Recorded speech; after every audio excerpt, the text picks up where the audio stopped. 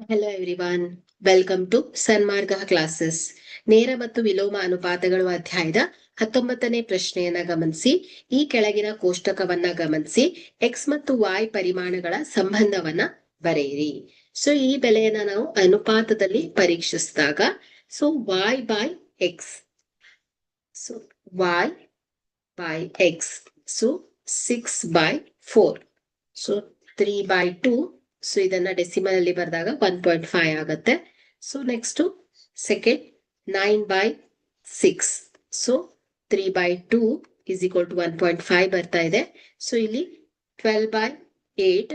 So ಇದನ್ನ simplify ಮಾಡಿದ್ರೆ 3/2 ಬರುತ್ತೆ is equal to 1.5. ಸೊ ಇಲ್ಲಿ ಎಲ್ಲ ಏನಾಯ್ತು ಹೇಳಿ, ಅನುಪಾತವು ಸ್ಥಿರವಾಗಿದೆ. So y by x is equal to ಎಷ್ಟು ಬಂದಿದೆ? 3/2 3/2 3/2 ಬಂದಿದೆ.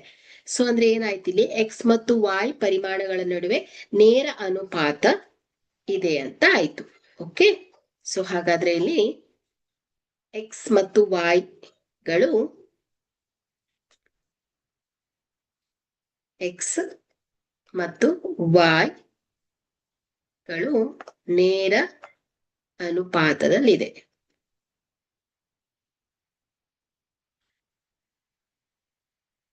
Okay, thank you.